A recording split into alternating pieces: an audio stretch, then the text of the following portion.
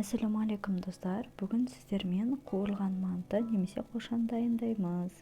Бізге ол үшін керекті заттар манты сияқты фарш дайындап аламыз. Картошка, пияз, етімізді және де нанымызды елеп дайындап аламыз. Нанымызды біз енді кішкентай оқтаумен жеке-жеке домалақ қылып жайып аламыз.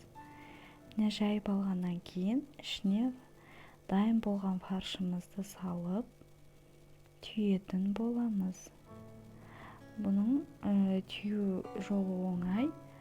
Нанымызды салып, екі жағынан нанымызды бір-біріне жинайтын боламыз. Мінекей видеода көріп отырғандарыңыздай.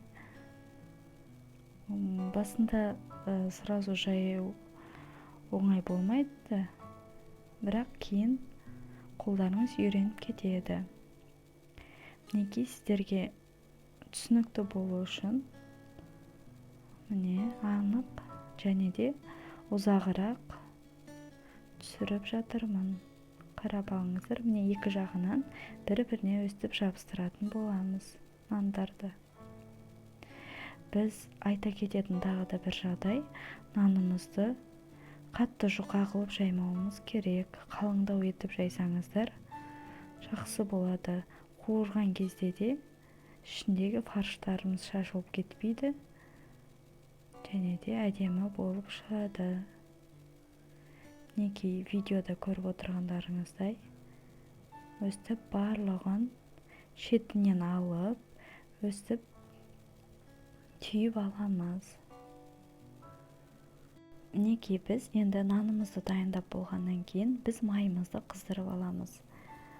Майымызды орташа мөлшерде құйып қыздырып аламыз.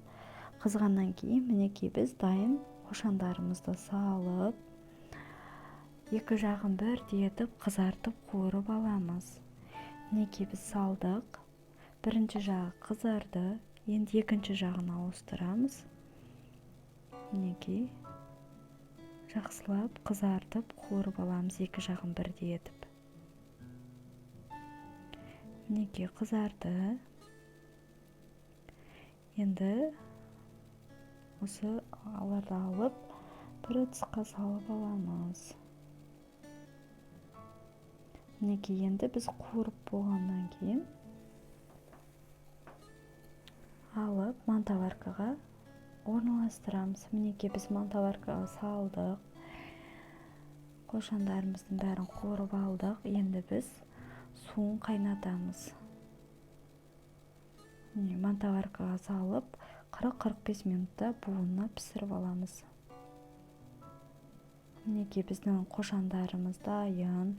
Өте дәмді болып шығады. Сіздер де үйде жасап көріп, жақындарыңызды қуантыңыздар. Және де біздің каналымызға тіркеліп қоюды ұмытпаңыздар.